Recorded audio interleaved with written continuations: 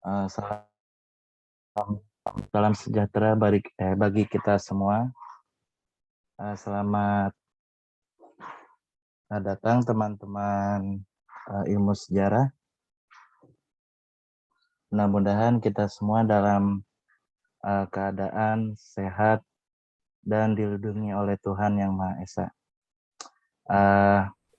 Malam ini kita bertemu lagi di kelas pengantar Seminar Nasional bagian kedua.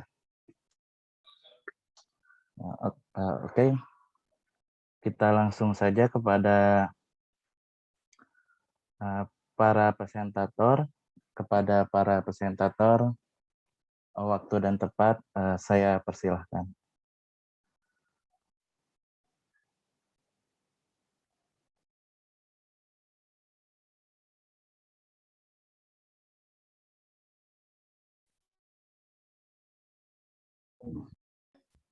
Oke, halo. Suaraku terdengar nggak, teman-teman?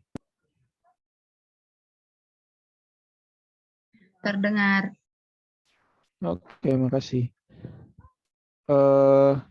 Ini untuk Mas Riki, nanti aku sama Ray ada di ruangan ini nggak? Ray dulu atau aku dulu nih?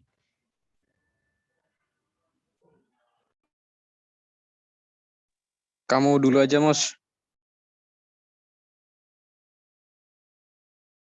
Oke, aku dulu berarti ya. Oke lah. Ini maaf ya teman-teman kalau berisik, soalnya di luar ya. Aku akan presentasi dulu. Aku akan share screen, tapi sebelumnya disclaimer ya. Aku akan menjelaskan beberapa hal tentang dekolonisasi. Nanti teman-teman kalau misalkan ada pertanyaan langsung di-cut aja atau di kolom chat.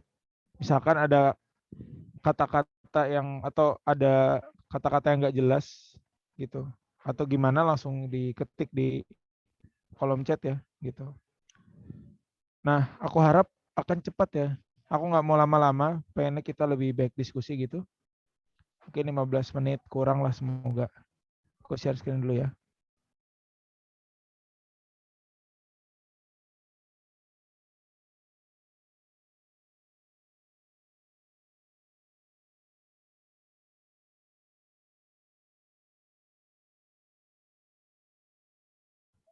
Ini kedengeran nggak? Kelihatan juga nggak? Aman ya?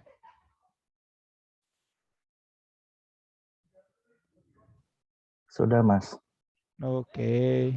Ya, sebelumnya kenalan dikit ya. Aku Amos dari Ilmu Sejarah 19. Nggak usah panggil Kak atau Bang atau apa ya. Santai aja panggil Amos gitu. Nah, nanti aku juga baru kenal sama Ricky. Halo Ricky dan teman-teman. Nah, ada beberapa nama yang kau kenali juga. Oke, langsung aja lah ya. Kita cepet minggu malam kayak gini. Biar cepat aja lah ya. Oke. Jadi kita akan membahas tentang dekolonisasi. Nanti apa itu dekolonisasi akan kita bahas. Ntar ini kok nggak gerak ya slide-ku ya. Nah, jadi aku ingin membahas dulu apa dan kenapa kita harus bahas dekolonisasi. Apa pentingnya untuk apa gitu mahasiswa sejarah ngebahas ini. Jadi dekolonisasi ini bisa kita sebut juga wacana anti kolonial ya. Jadi pemikiran gitu, wacana, teori, gagasan, ide yang anti terhadap kolonialisme gitu ya. Jadi anti kolonial. Makanya D. Misalkan apa ya? D profit, defisit, D apalagi itu. Biasa kalau D itu kecenderungannya dia D misalkan destruktif, kan ada konstruktif, membangun, kalau destruktif menghancurkan ya, gitu ya. Nah, kalau dekolonial sama D juga gitu, tapi D terhadap kolonial gitu. Dia ingin mentidak kolonialkan gitu ya, membuat wacana anti kolonial gitu intinya. Nah, sebenarnya ini nyambung sama yang Ray kemarin bahas tentang post kolonial. Walaupun misalkan di dalam dekolonisasi kita dituntut untuk lebih tanda kutip lebih kritis dan lebih lebih menggugat kolonialisme gitulah, dan kita lebih ngulitin kolonialisme. Kalau postkolonial seakan-akan kita sekedar menentukan posisi kritis aja kan, kemarin Ray bahas. Tapi kalau dekolonial ini kita ngancurin kolonialisme yang bahkan bertahan sampai hari ini. Jadi warisan-warisan kolonialisme yang kita kritik gitu, yang sampai ada, yang masih ada sampai hari ini ya, intinya gitu. Jadi dekolonisasi ini dia mengembangkan wacana postkolonial yang Ray kemarin bahas ya. Jadi dekolonisasi enggak dari perkembangan wacana postkolonial, entah di Inggris, di Amerika Serikat, di Afrika, Asia, Amerika Latin, pokoknya sedunia lah. Nah, pendek kata teman-teman, dekolonisasi atau postkolonialisme atau apapun yang kemarin dibahas itu lagi banyak diperbincangkan hari ini ya, gitu. Di univ besar di Indonesia ya banyak orang yang membicarakan ini, misalkan di UI, di UGM, di mana lagi? Di Malang ya, UB gitu. Orang-orang humaniora, entah sosiologi atau antropologi lagi banyak membahas ini, isu ini lagi naik lagi. Walaupun dulu di tahun 90-an sempat naik katanya, kata Pak Kuncoro ya, tahun 2000-an gitu sempat naik, cuma sekarang makin naik. Terus pertanyaan terakhir nih yang paling penting, ngapain gitu kita ngomongin kayak gini gitu, nggak jelas kan, dekolonisasi postkolonial tuh nggak jelas gitu, ngapain? Sebenarnya ada satu jawaban gitu. Kita membicarakan ini karena kita sebenarnya masih hidup dalam kerangka kolonialisme. Kasar gitu ya. Tesis utama dari dekolonisasi dan postkolonial adalah kita sekarang walaupun udah merdeka nih Indonesia ya, tapi masih hidup dalam alam pikir orang-orang kolonial gitu.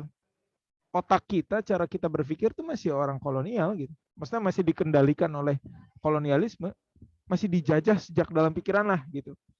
Itu kenapa penting cara kita, terutama ya dekolonisasi ini bicara tentang cara kita mengkaji ilmu gitu, mengkaji ilmu pengetahuan.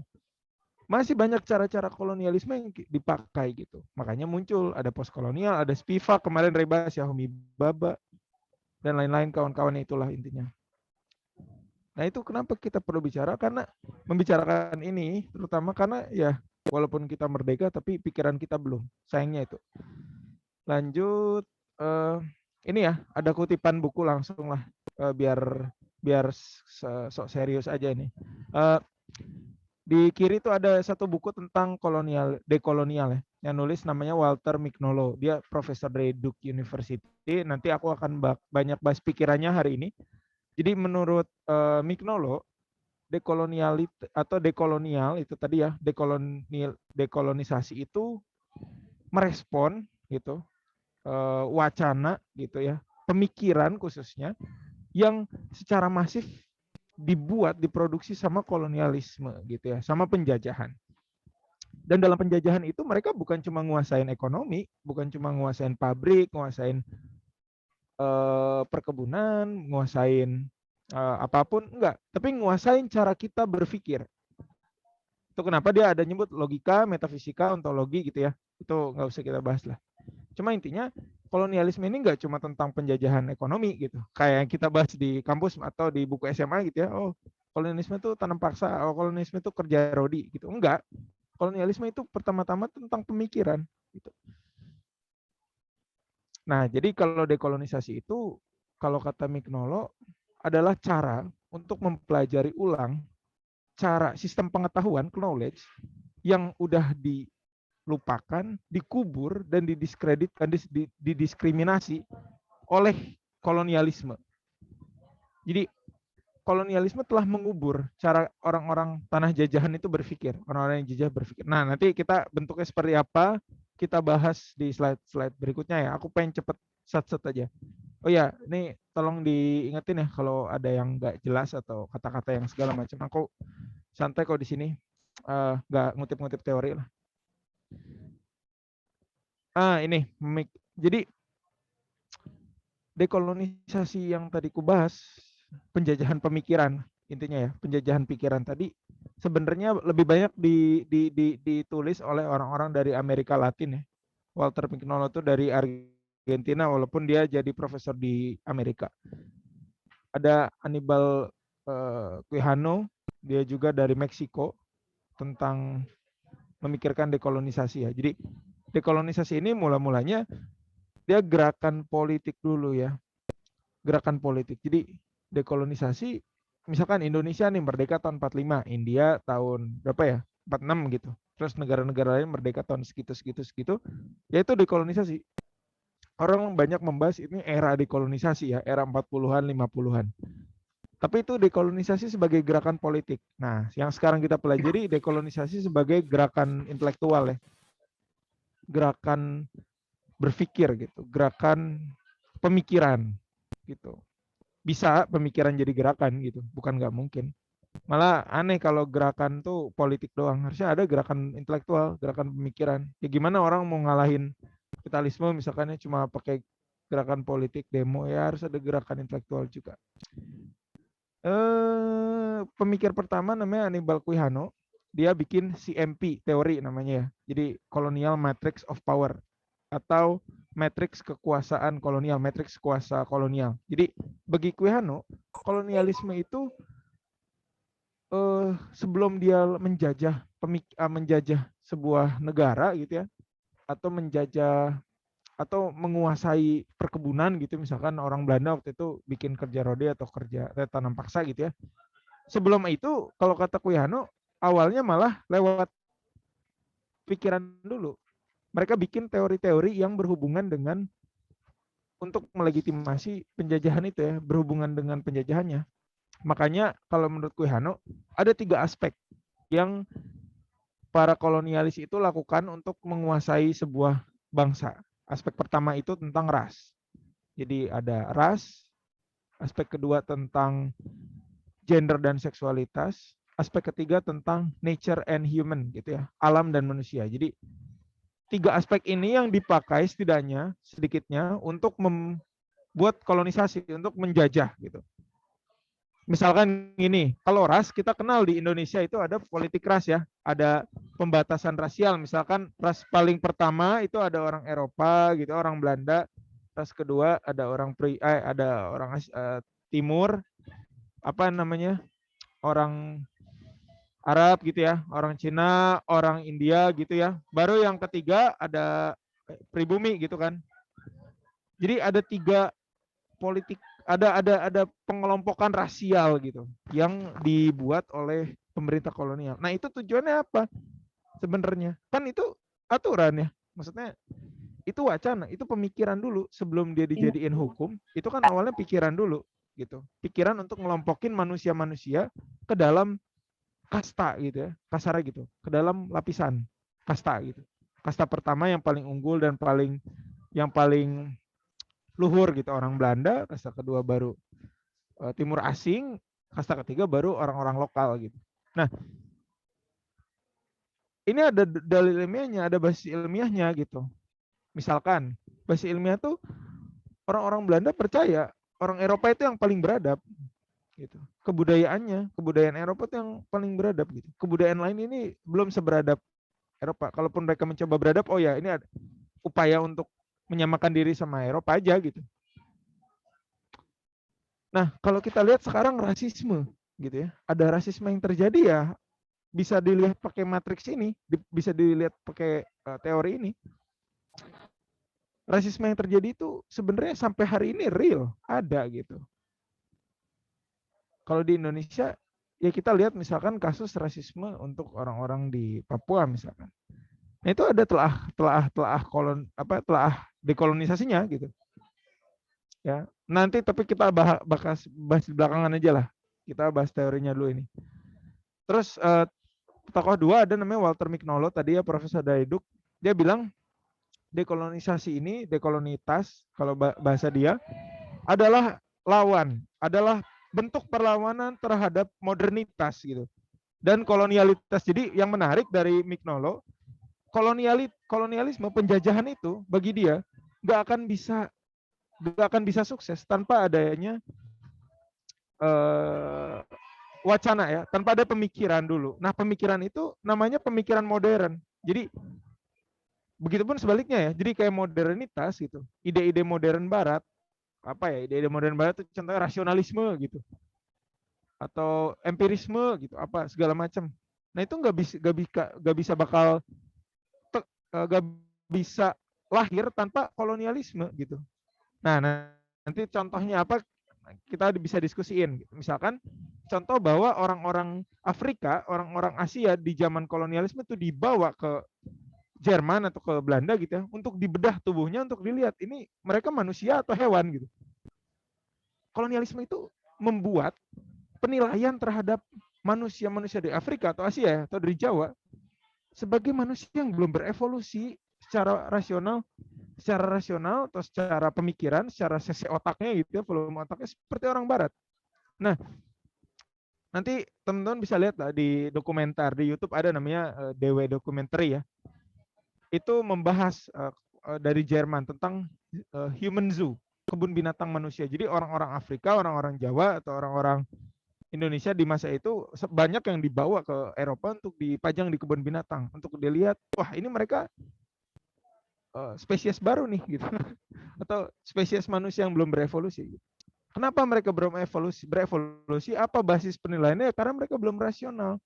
Serasional kita orang Barat yang maha rasional ini, yang kata Descartes cogito ergo sum, aku ada maka aku berpikir. Gitu. Menurut mereka orang-orang Jawa, orang-orang Afrika, orang-orang Pasifik itu ya manusia yang setengah hewan lah gitu. Nah ini kan kolonialisme. Dan dia melegitimasi rasisme ya. Dan dilegitimasi juga oleh pemikiran modern, entah rasionalisme, apa segala macam ya. Gitu. Mungkin itu dulu lah. Aku sebenarnya masih ada beberapa slide, cuma kita jadi diskusiin aja lah, gitu kan. Jadi ini membahas tentang Mignolo tadi, dia bilang gitu. Ini mungkin slide-slide akhir lah. Dia bilang kalau gak akan ada modernitas tanpa kolonialisme. Modernitas tanpa kolonialitas. Dia membedakan kolonialitas dan kolonialisme gitu. Bagi dia kolonialisme itu lebih ke sistem dan cara gitu dan praktik, kalau kolonialitas ke cara berpikir. Jadi dark side ya, sisi gelap dari modernitas adalah kolonialisme. Bagi dia itu ya. Sehingga ketika kita berpikir, berilmu, melakukan riset sejarah pakai kacamata modernitas, rasional, rangke misalkan, itu kita bagi Kuihano atau bagi Walter Mignolo yang masih mereproduksi wacana kolonial, ngelanjutin apa yang udah orang kolonial pikir aja gitu. Ternyata masih ada slide-nya. Sorry. Ini mungkin slide terakhir ya. Jadi mengacu ke tadi beberapa pemikiran sederhana tentang dekolonisasi. Jadi bahwa ilmu sejarah gitu ya adalah ilmu yang sangat sentral dalam dekolonisasi. Ilmu yang paling penting untuk melakukan dekolonisasi gitu. Sebenarnya udah ada orang yang ngomongin dekolonisasi tahun 1955 di seminar sejarah di Jogja kebetulan di UGM. Dekolonisasi itu tapi sayangnya nggak pernah usai. Kita sampai hari ini tetap nemuin masalah-masalah aja gitu. Salah satu tokoh yang paling membahas dengan sangat tegas dan kritis dan lugas dan eksplisit tentang ini adalah Profesor Bambang Purwanto namanya ya, dari UGM. Beliau bilang gitu, kalau historiografi Indonesia sentris dengan semangat dekolonisasinya itu sebenarnya gagal. Gitu. Makanya bukunya Gagalnya Historiografi Indonesia Sentris. Ada bukunya tuh. Di buku itu Prof. Bambang bilang, dekolonisasi ini nggak pernah beres. Kita hanya melihat sejarah dari sudut pandang orang Indonesia. Bukan mendekolonisasi teori sejarah, bukan mendekolonisasi metode sejarah. Gitu. Jadi secara metode, secara metodologi, kita masih pakai apa yang orang Barat pikir, kita masih pakai apa yang orang Jerman bernama Leopold von Ranke pikir. No document, no history. Gitu kan? No document, no history. Gak ada dokumen, gak ada arsip yang dia gak ada sejarah. Padahal orang-orang di Banda, di Papua, di Jawa, di Bali yang nggak punya dokumen tertulis, itu budaya tulisan kita enggak. Kita lebih ke budaya visual dan budaya lisan. Apakah itu bukan sejarah? Ya itu sejarah juga, kalau kata Prof. Bambang gitu. Jadi bahkan ekstrimnya Prof. Bambang tuh ngelihat semua tuh ya sejarah gitu. Misalkan gedung, terus relief gitu, ruang gitu. Itu juga sejarah, itu juga sumber sejarah ya. Nanti kita diskusiin, singkatnya sih gitu. Nah, ini mungkin yang bakal langsung hubungan sama kalian di Semnas. Namanya jalur rempah ya. Jadi dekolonisasi ini salah satunya yang paling real itu terlihat dalam narasi jalur rempah. Bagi jalur rempah ini bisa dicek ya di YouTube atau di websitenya. Dekolonisasi Indonesia itu sejarah Indonesia itu harus dirubah gitu ya. Sudut pandangnya sekaligus praktiknya dalam jalur rempah itu, tapi panjang sekali tugasnya. Tapi visi misi mereka kayak gitulah intinya. Jadi bagi mereka bahkan modernitas di Barat itu sebenarnya salah satu penyokong jalur rempah gitu kan. Itu kata Hilmar Farid atau Profesor Susanto Juhdi dari UI ngomong gitu ya. Tapi aku nggak akan bahas jalur rempah lah. Cuma intinya mereka berupaya untuk mengkritisi tinggalan-tinggalan kolonial, mengkritisi tadi ya matrix of power yang masih ada dan berlanjut itu pakai sudut pandang jalur rempah. Cuma aku pengen cepet aja gitu. Nah ini referensi yang aku pakai ada 3 ya. Yang paling terakhir ini Bambang Purwanto tuh ya. Yang terakhir Prof. Bambang di Gagalnya Historiografi Indonesia Sentris. Terus buku 1-2 ini Walter Mignolo tentang tadi ya, tentang dekolonisasi. Mungkin aku lebih senang banyak diskusi lah, nggak searah gitu. Itu aja mungkin ya. Silakan teman-teman. Silakan Ricky.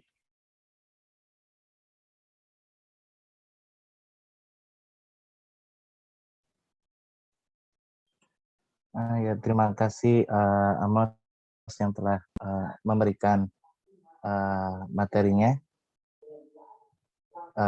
Mas Rey mau menanggapi terlebih dahulu atau teman-teman bagaimana? Ada pertanyaan atau mau menanggapi? Silahkan Saya bisa. tanggapi dulu bentar dong, Silakan Mas. Mas Koordinator. Iya, karena takut sinyal saya ini anjlok duluan nih mumpung agak bagus. Jadi kan udah dijelasin panjang lebar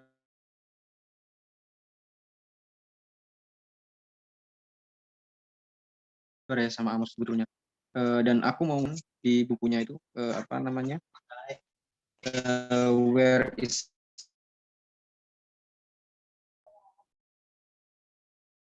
kalau apa namanya? Ray The West putus-putus Ray. idea Ortelius. Iya sorry ini soalnya apa namanya? Cek udah ini enggak? Masih putus-putus enggak?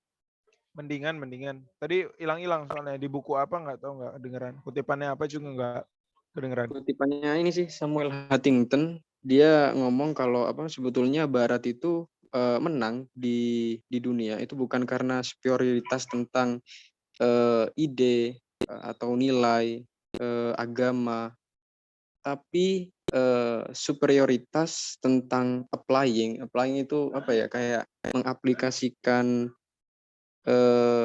kekerasan yang terorganisir gitu, organized violence gitu. Jadi Western often forget the fact non-Western never do. Jadi orang Barat itu sering lupa tentang fakta ini, tapi non-Barat itu sering apa namanya mengamini gitu organized violence itu tadi. Jadi apa ya aku mau ngomong gitu kalau sebenarnya yang tadi Amos jelasin yang mungkin kita bisa refleksikan ya dengan peristiwa-peristiwa yang ada itu mungkin ini ya yang paling kentara tuh dan bisa kita pikirkan secara langsung tentang wacana epistemik gitu ketika apa namanya gini nanti pembicara di Semnas insya Allah ya kalau jadi Pak Anom Astika itu memiliki ini 3 tesis bahwasanya pra kolonial jadi apa manusia atau masyarakat di Nusantara sejak pra kolonial itu udah memiliki lokal genius gitu karena keragaman hayati yang Nusantara miliki itu menstimulasi adanya lokal genius itu tadi dan efek dari jalur rempah itu juga berefek gitu kepada dunia Barat. Jadi intelektual yang kita anggap sumbernya semua dari Barat.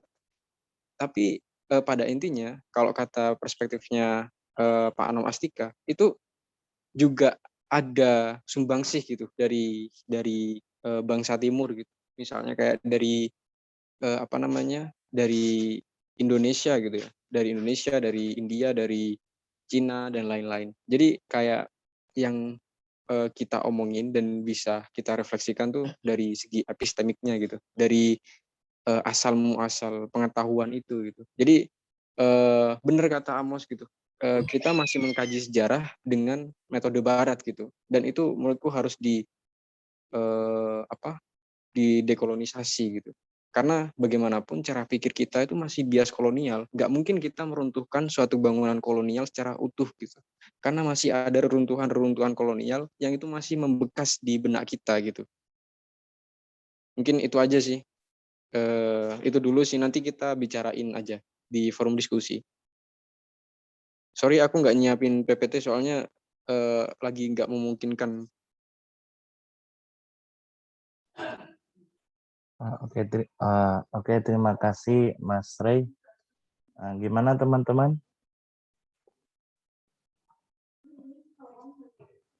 Ada pertanyaan enggak? Atau mau menanggapi juga boleh?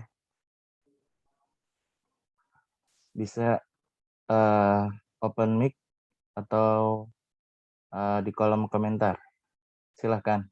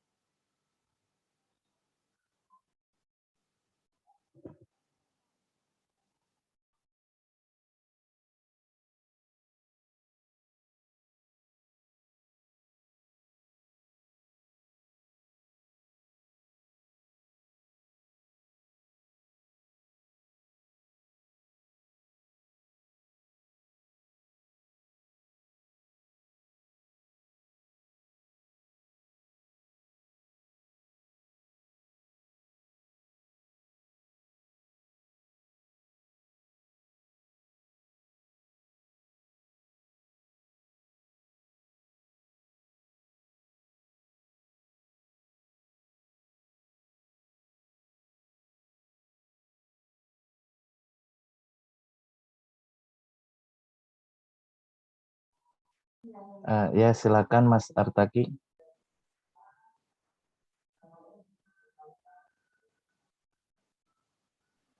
Cek, suaraku kedengaran nggak, Mas Riki? Sudah masuk. Oke, mungkin ini sambil nunggu teman-teman ya, baik yang akan 19, 20, atau 21, mungkin nanti nyampein juga pendapat mereka. Mungkin aku lebih ke urusan praktikal ya. Dalam usaha dekolonisasi ini mungkin ya, bagaimana gitu, aku mungkin mau dengar pendapatnya Amos atau Roy gitu, bagaimana kita mengganti, apa ya, kira-kira istilahnya itu, wacana atau apa ya, sebuah pendapat yang sudah mengakar dalam pemikiran, bahkan ditulis dalam buku-buku yang diajarkan di sekolahan. Misalnya nih, aku langsung aja ke contohnya ya, biar nggak muter-muter. Misalnya nih, dalam buku-buku sekolah tentu saja kita tahu gitu ya, mulai dari SMP, SMA.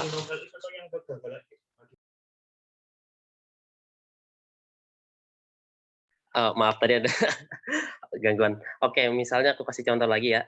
Di buku-buku sekolah kita tuh suka ditulis kalau misalnya kenapa bangsa Barat itu melakukan penjelajahan, kemudian akhirnya melakukan kolonialisme, imperialisme itu, karena bahwasanya karena kejatuhan kota Konstantinopel pada 1453. Sementara kalau misalnya teman-teman melihat secara geografis atau melihat dari apa ya, baca-baca gitu buku-buku historis umum lah mengenai rempah-rempah, mengenai maritim gitu. Nah, itu kok seperti tidak make sense sama sekali, tidak masuk akal sama sekali. Bagaimana bisa gitu? Karena satu kota jatuh, akhirnya negara-negara Barat itu melakukan penjelajahan atau akhirnya melakukan kolonialisme gitu. Kan itu cuma satu kota gitu. Sementara masih banyak kota lain di mana orang-orang Barat itu bisa berdagang gitu. Jangan di Konstantinopel lah, misalnya ke Alexandria gitu, atau misalnya ke kota lain yang ada di Palestina atau di Syria gitu. Nah, ini kan berarti bias ke Barat sekali gitu ya, seolah-olah tuh kami melakukan penjajahan, kami melakukan kolonialisme itu karena kalian bangsa Asia tuh menyerang kami. Jadi karena kalian mengganggu kami segala macam, lah akhirnya kami harus ya mencari jalan baru, apa tuh mengarungi samudra lah, kemudian akhirnya mengkolonisasi kalian. Menurutku ini tuh semacam apa ya? Ya ini bentuk kolonialisme dalam pemikiran gitu. Bahwasanya kita tuh diajarkan gitu untuk berpikir bahwasanya kita itu terjajah karena ulah bangsa Asia sendiri gitu. Ini puncaknya sih kalau menurutku. Dan sayangnya Indonesia sentrisme gagal. Nah, dan sayangnya Indonesia sentrisme itu gagal Dan untuk terus membenarkan mengamini ini. itu. Terus mengamini, ditulis di buku. Dosen pun juga Bahkan dosen sekalipun mengajarkan begitu gitulah. Ya, ini kan sudah tertanam gitu. Dan bagaimana gitu nih? Mungkin Amos atau Ray atau teman-teman punya pendapat gitu bagaimana kita mengganti, mengubah gitu pola pikir bahkan tulisan-tulisan itu gitu di buku pemerintahan bahwasanya bukan karena itulah mereka melakukan penjelajahan samudra. Dan itu baru satu contoh. Nah, dan iya betul itu baru satu contoh. Mungkin teman-teman ada yang punya contoh lain atau ingin menyampaikan pendapatnya. Terima kasih.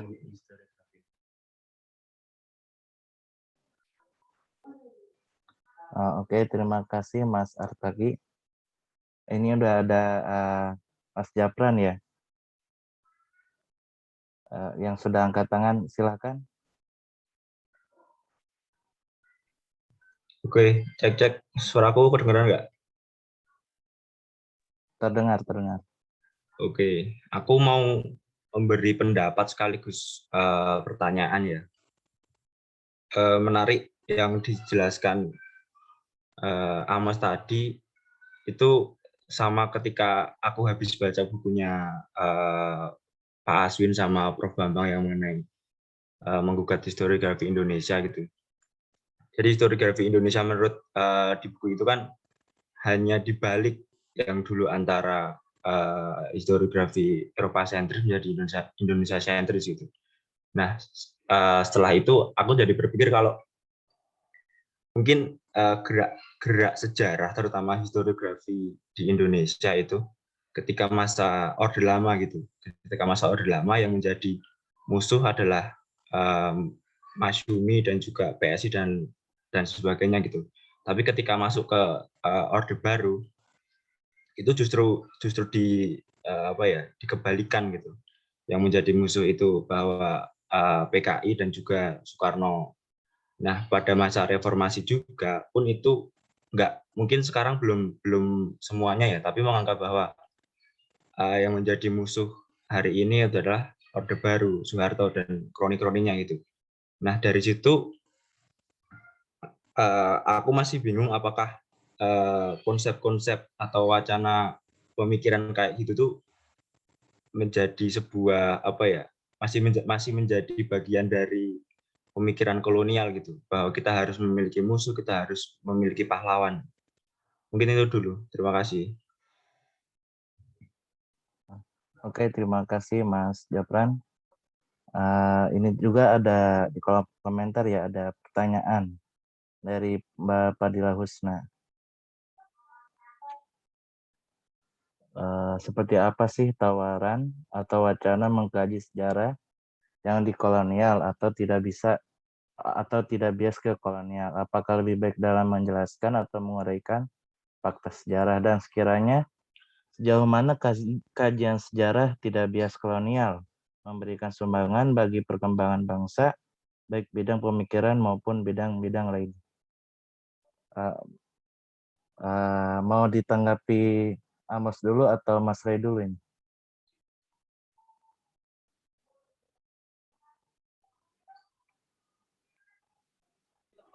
Mungkin aku dulu kali ya, Riki.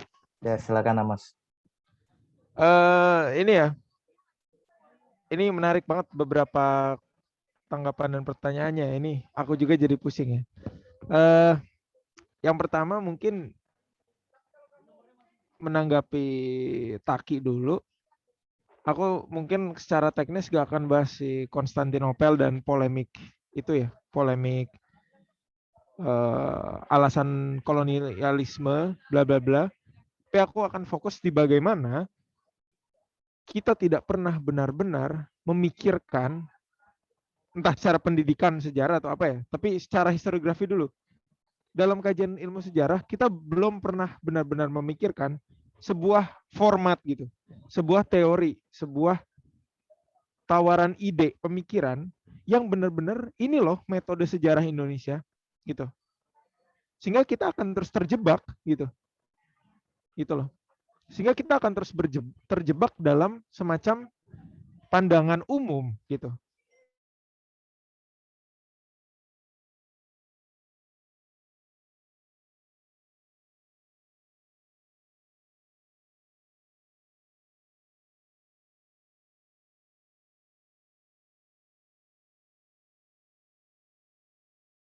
Masih kedengeran nggak ini kok, teman-teman? Sudah ada, sudah ada. Oke, sip. Sorry, tadi keputus. Ya, aku tadi ngomong gini, karena sejarah itu akhirnya kita lihat seperti semacam doktrin ya gitu. Terlebih bukan hanya fakta sejarah, tapi konstruksi dan teori dan wacana dan ide pemikiran ya. Itu jadi semacam doktrin aja, semacam hal yang ditelan mentah-mentah gitu. Gak pernah benar-benar dipikirin. Kayak kita misalkan nih, diajarin di kampus, oh metode sejarah itu heuristik, kritik sumber, verifikasi gitu ya, historiografi. Oh cara nyari arsip gini, oh ini gitu. Semuanya kita telan aja. Padahal menurut Prof. Bambang tadi ya, PR yang paling gede itu sebenarnya bukan bikin nulis sejarah, bukan historiografi, tapi memikirkan apa itu metode gitu, apa itu cara dan apa itu upaya gitu untuk membuat metode dulu gitu, untuk membuat metode sejarah atau ilmu ya, dalam konteks ini keilmuan. Ilmu sejarah itu jadi bukan hanya ilmu sejarah barat yang dipraktekin di Indonesia, tapi memang benar-benar ilmu sejarah tanda kutip Indonesia gitu ya. Mungkin itu yang bisa aku tawarkan. Makanya tadi ya yang Taki bilang Konstantinopel itu konsekuensi aja gitu. Itu mah konsekuensi daripada lapisan masalah yang mengakar dalam wacana kita gitu. Gitu sih, Tak. Ya itu konsekuensi aja, akibat aja. Sekarang kita mesti lihat Konstantinopel dan keasiaan dan bla bla bla tadi yang kamu jelaskan ya, konsekuensi dari kita yang tidak pernah benar-benar mengkritisi gitu ya. Menaruh posisi kritis kita gitu. Itu aja sih menurutku ya. Gimana Tak? Ada tanggapan dulu nggak sebelum ke yang lain, ke Jafran?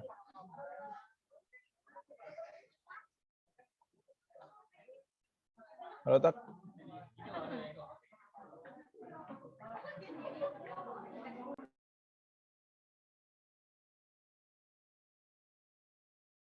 Apa Tak cuma mantap, hey, Taki.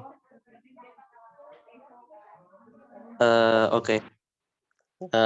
Berarti langkah pertamanya ini apakah metode dulu yang harus kita buat atau kita sambil menyempurnakan itu kita tuh lanjut melakukan penulisan sejarah yang mengkritisi hal itu ya berarti ya?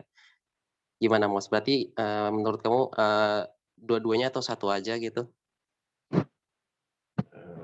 Ya dua-duanya berdampingan lah pasti menurutku. Kayak kita sebenarnya kan ini dua gak bisa dipertentangkan, dua-duanya harus kita lakukan gitu. Menulis iya, memproduksi wacana iya, tapi memikirkan cara gitu ya. Jadi tadi Ray bilang epistemik. Nah, epistemik itu maksudnya cara memperoleh pengetahuan.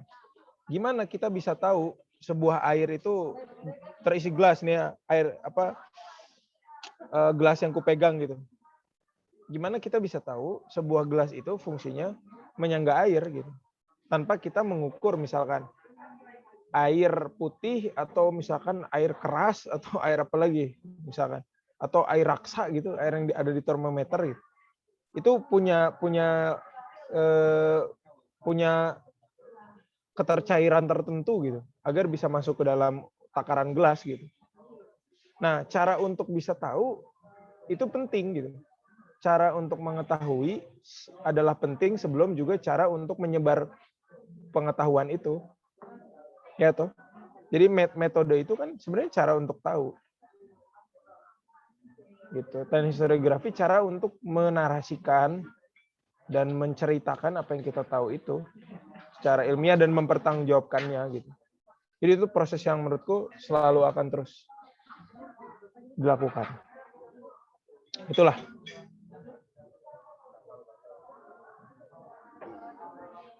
Aku mau nanggapi dong. Yo, monggo. Kok aku yang ngisi izin. Sorry, Ricky. Iya, apa namanya, tadi bahas tentang kejatuhan Konstantinopel ya, dan implikasi alasan kenapa bangsa Barat itu datang ke timur gitu, melakukan pelayaran samudera. Ya aku sebetulnya ini sih juga menanggapinya tuh nggak make sense gitu loh, karena di Fred Sejarah itu yang Spice itu dijelaskan kalau jembatan dari Asia ke Eropa itu bukan cuma di Konstantinopel gitu. Dan Taki tadi sempat nyinggung gitu, misalnya di pelabuhan Alexandria misalnya. Dan itu kayak apa ya? Memang menurutku bias barat gitu. Tapi aku mau mencontohkan gitu. Tadi yang dijelasin sama Amos gitu.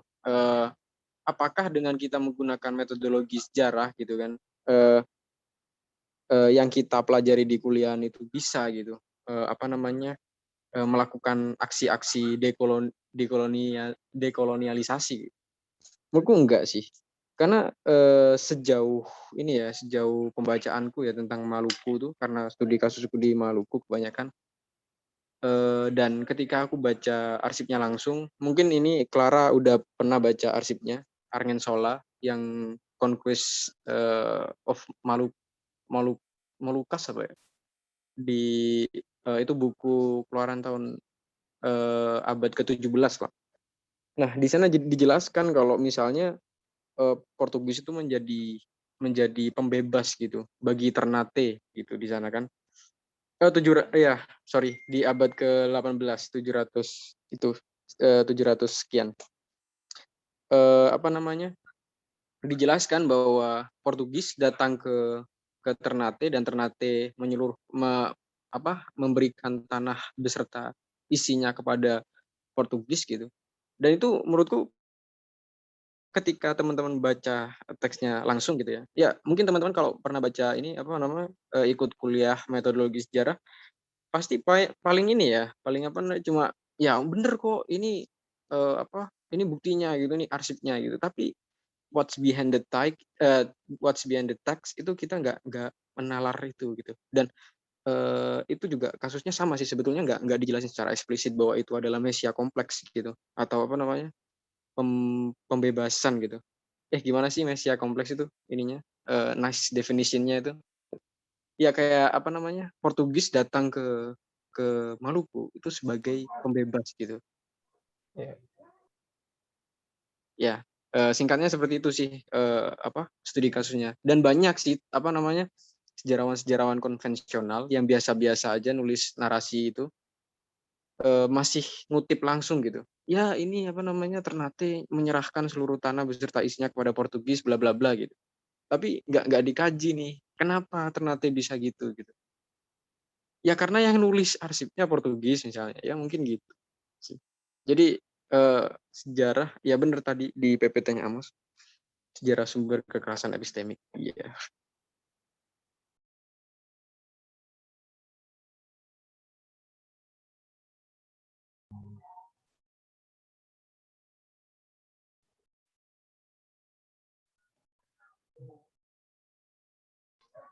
Ya, aku langsung ke ini, Po. Langsung ke Zafran aja. Atau gimana? Taki mau ini dulu nggak?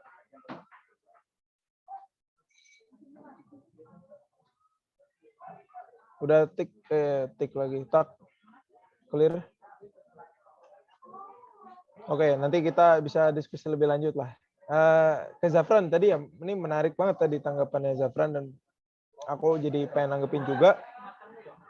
Sekaligus nanggepin yang Carol ya di kolom chat sebelum nanti kita ke Fadila. Yang tadi Zafran sampaikan itu sama Carol sampaikan menurutku mungkin hampir sama ya gitu. Walaupun nggak sama banget, cuma ini responku sekaligus aja. Yang pertama,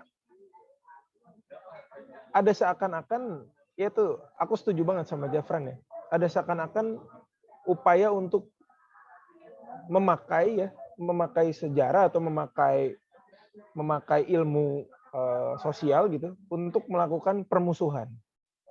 Ya itu. Menurutku itu bukti bahwa kita belum benar-benar melakukan dekolonisasi. Dalam dekolonisasi itu kita tidak memusuhi Barat gitu, tapi menguliti dan mencari akar-akar pemikiran atau akar-akar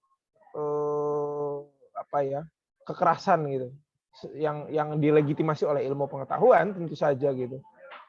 Jadi ketika kita masih sampai di tataran membenci gitu ya, ilmu untuk membenci gitu ya, ya itu nggak akan kemana-mana gitu. Aku ngomong gini karena mengacu ke pendapatnya Profesor Ariel Herianto dalam kuliah umumnya gitu. Teman-teman bisa lihat tentang historiografi Indonesia gitu. Dia bilang gitu bahwa historiografi Indonesia ini udah rasis, nasionalis sempit dan penuh kebencian. Jadi sejarah itu jangan-jangan juga jadi dalil untuk membenci orang, untuk membenci kayak tadi Zafran bilang. Waktu kemerdekaan tahun 55 ada semacam arus kebencian pada penolakan juga pada Barat gitu ya. Yang sekedar menggeserkan perspektif aja, dia nggak benar-benar sampai tataran kritis untuk membuat wacana tandingan, atau jangan wacana tandingan lah, metode tandingan. Oh, metode Barat pakai ini loh metode Indonesia. Belum sampai ke sana. Bahkan sampai hari ini pun kita belum sampai ke sana. Kita masih sering pakai teorinya Max Weber untuk menjelaskan apa yang ada di Indonesia. Atau teorinya siapa misalkan teman-teman nih. Teori kekerasannya John Galtung atau apalah gitu. Teori apa untuk menjelaskan apa gitu. Biasanya masih gitu polanya. Kita belum pernah benar-benar bisa membuat teori sendiri. Gitu sih. Atau membuat metode sendiri. Nah itu ya tanggapan pertama. Jadi pola kebencian dalam historiografi ini memang ada dan real gitu. Dan itu dipakai gitu. Waktu apalagi misalkan membahas 65 deh gitu. Teman-teman ngobrol sama orang yang mengkaji 65 gitu ya, beberapa gitu. Itu juga anti Soeharto dengan penuh kebencian, bukan anti Soeharto sebagai penolakan epistemiknya, penolakan pikiran gitu, penolakan gagasan. Oh, kita mengkritisi, misalkan mengkritisi Orde Baru, Nugroho Susanto dan sejarawan Orde Baru gitu. Bukan sampai di tahap historiografi Orde Baru yang kita dibang gitu. Kita tinju secara kewacanaan gitu. Ya udah kita nolak Soeharto, ya udah sejarah kita anti Soeharto, cukup di situ. Dan ini terus-menerus ada polanya. Yaitu, ini gagalnya historiografi Indonesia sekaligus juga memperlihatkan kita gagalnya ilmu sejarah Indonesia untuk mendefinisikan dirinya gitu. Nah, itu nanti jadi panjang lah gitu. Gimana Jafran atau Carol, kita diskusi dulu deh. Ada tanggapan dulu sebelum ini. Aku takutnya terlalu jauh-jauh ya pendapatku. Monggo. Aku izin masuk dulu ya. Silakan. Teman-teman 21 boleh kau berpendapat ya. Berbeda pendapat juga itu bagus ya. Mau menanggapi juga boleh, sangat itu ya. Tadi juga ada yang ya. Bentar, mau berikan tanggapan saya dan unek-unek saya. Ya boleh, silakan. Jadi kakak sebut tadi itu kan berkenaan tentang historiografi Indonesia. Kita dianggap gagal secara pemikiran. Kenapa gagal? Yang disebutkan kakak tadi itu kan karena kita itu dipenuhi dengan kebencian. Pertanyaan saya adalah bagaimana kita mengubah suatu historiografi itu yang dari kebencian itu dari yang kebencian sampai ke unsur yang mencerdaskan. Gimana Kak? Itu banyak yang kita ini kan penuh kebencian. Apakah diubah menjadi yang mencerdaskan? Gitu Kak. Terima kasih.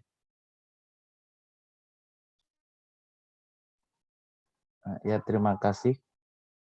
Angga, Mau masuk bentar dong. ya Nambahin boleh nih boleh. poinnya Amos. Apa namanya? Aku pernah ini, kalau nggak salah tuh Homi Baba pernah apa namanya ngasih apa namanya solusi gitu, tiga poin solusi gitu di bukunya Ania Lomba tentang apa namanya kok Ania Lomba ini siapa sih yang Gandhi itu siapa sih? Laila Gandhi. Laila Gandhi, ya Allah, Laila Gandhi. Ada 3 poin gitu, tapi ada satu poin yang masih aku ingat gitu tentang rekonsiliasi apa dan memang narasi yang dibentuk itu kayak gini loh, kayak aku ngerasanya sih kalau dari perspektifku sendiri ambivalen ya, kayak kita ngelihat kolonial tuh apa namanya kayak benci gitu ngelihat kolonial, tapi di sisi yang lain kita juga mikir pakai pemikiran kolonial gitu. Dan menurutku juga mengutip dari Homi Baba yang dikutip oleh Laila Gandhi, aku apa namanya berkesimpulan bisa menggunakan itu rekonsiliasi itu gitu dengan cara misalnya menggunakan narasi wacana alternatif gitu. Ya gitu sih, kayak kita nggak jelek-jelekin ya Belanda tuh harus di inilah gitu. Tapi kayak membuat counter narasi aja gitu menurutku. Mungkin seperti itu sih.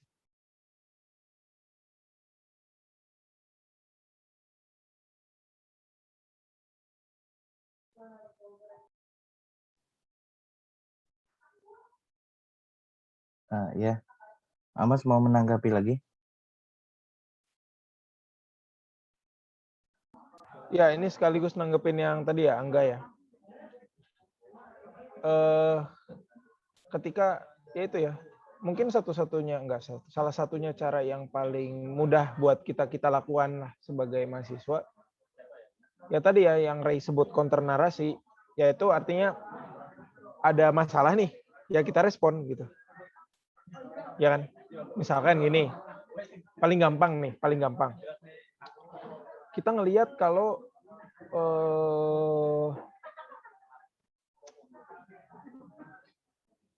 aku nyari contoh yang enak nih buat kita terapin, kita relate lah buat bikin kita relate. Counter narasi itu sesederhana ini. Kita waktu SMA misalkan, guru kita ngajarin tentang 65 gitu, misalkan ya. Guru kita ngajarin tentang 65, terus narasinya sangat Soeharto sentris misalkan. Ngelihat kalau wah PKI ini 1000% salah, Soeharto 1000% benar gitu. Ya kan? Misalkan itu umumnya tuh ya. Di itu kita gitu. Akhirnya ya kita sebagai murid kan ngelihatnya mungkin nggak setuju ya. Kita nonton dokumenternya Narasi Newsroom gitu, atau kita nonton dokumenternya BBC, kita ngelihat enggak sih sebenarnya kan Soeharto juga ada salahnya. PKI juga nggak 1000% salah gitu. Misalkan. Tapi terus kita resah gitu ngedengar guru kita nyampein hal yang salah. Ya kalau kita nggak protes, angkat tangan dan sebutin sumber kita, ya nggak akan jadi apa-apa gitu. Nah, counter narasi itu. Jadi ketika ada sebuah ide yang salah dan kita tahu ide itu salah dan kita nggak angkat tangan untuk merespon itu, nah itu kita nggak akan pernah sukses untuk membangun wacana alternatifnya untuk menyelesaikan masalah gitu. Kita nggak akan pernah berhasil untuk menyelesaikan masalah kalau kita nggak membuat tadi counter narasi. Contohnya itu. Contoh kedua, misalkan kita tahu nih ada hal yang salah gitu entah dalam politik, entah dalam pendidikan misalkan, dalam universitas kita tahu misalkan ada hal yang salah gitu. Entah pengelolaan, entah ada korupsi, entah apa. Tapi kalau kita terus-menerus protes, ya juga dia nggak akan dengar tuh. Ya kira kita dipaksa untuk membuat sistem sendiri gitu. Nah itu yang dimaksud counter wacana. Itu yang sama sekali belum banyak dilakukan. Aku bilang belum banyak, udah ada yang lakuin. Cuma belum banyak. Dan kita jujur aja nggak dididik untuk itu, untuk membuat semacam tandingan gitu ya. Jadi ketika ada orang apa, argumentasi dia A, kita tahu itu salah, ada poin kesalahannya, kita nggak biasa untuk berkonfrontasi, untuk berhadapan face to face sama dia. Ayo, ini menurutku gini, kamu nggak bener-bener banget kok gitu. Nah itu counter narasi. Lebih jauh lagi ya misalkan kita ngelihat gitu, ada seorang dosen atau seorang profesor atau seorang apa gitu, bikin wacana, bikin paper, bikin buku. Kita tahu banyak salahnya. Kita tuh nggak pernah dididik untuk ya udah bikin buku tandingan gitu. Ya mungkin itu terlalu jauh.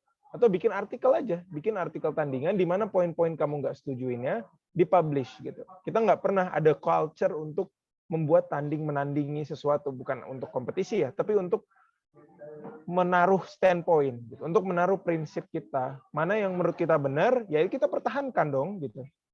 Nah itu ya. Jadi kita nggak akan pernah bisa, kalau Angga bilang tadi sampai ke kecerdasan, dari kebencian sampai ke kecerdasan, kalau kita nggak pernah melewati proses ini, gitu, kita nggak pernah mengartikulasikan maksud kita, sampaikan aja pendapat kita atau pikiran kita lewat tulisan, lewat buku, bahkan tulis aja buku tandingan, artikel tandingan, jurnal tandingan, untuk menguliti, kamu salahnya di sini, gitu ya.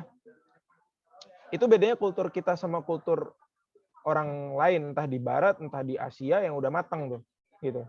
Orang-orang yang udah matang atau di kampus lain gitu, biasa ya udah biasa balas-balas tulisan, buku dibalas buku gitu, jurnal dibalas jurnal gitu, atau presentasi PPT dibalas PPT dosen menurut kita salah ya bikin PPT lain, kita presentasiin gitu. Jadi kita kebiasaan membenci karena kita nggak tahu mengartikulasikannya, kita membenci dia aja, oh kamu salah, terus kita tumpuk aja dalam hati, kita nggak artikulasiin mana poin logika salahnya, mana argumentasi salahnya, ya udah gitulah.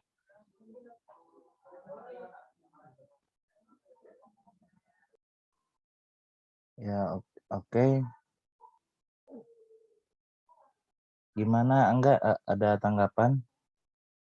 Atau Mas Ray mau menambahkan? Bapak sudah cukup puas. Kalau begitu, kita ini harus selesaikan dari akar masalahnya dulu, tanpa kebencian pun dari dua belah pihak yang bertikai gitu konfliknya berarti.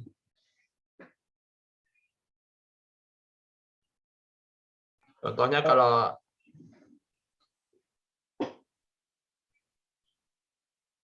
maaf tadi aku keputus Angga, sorry, Kak, bisa ulang?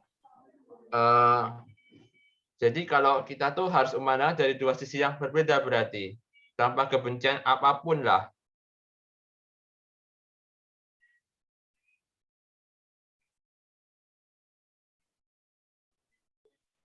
Iya, walaupun ya apa ya, aku mungkin lebih senang kita memakai namanya pendekatan kritis gitu. Jadi bahkan kita nggak cuma lihat dari dua sisi, tapi dari 5 sampai 10 sisi sekaligus misalkan kita ngelihat konflik 65, kita nggak dari sudut pandang Soeharto dan PKI doang, tapi dari sudut pandang Amerika misalnya, dari sudut pandang Rusia, dari sudut pandang orang Klaten gitu, dari sudut pandang orang Sulawesi Utara, dari sudut pandang ya, jadi ada 10 sudut pandang untuk bahkan unlimited lah sudut pandang itu.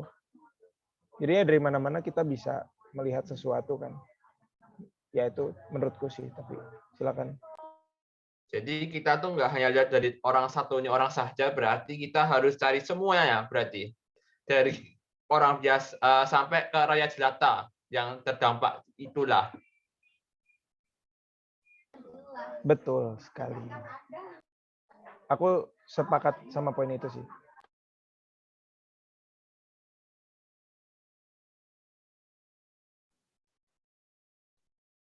Ya, oke. Ini pertanyaan Fadila belum dijawab ya? Oke, mungkin dari Zafran dulu. Oh ya, Japran. Ricky, tadi Zafran yang nanya. Baru kita kayak ke Fadila. Oh ya, Japran gimana Japran?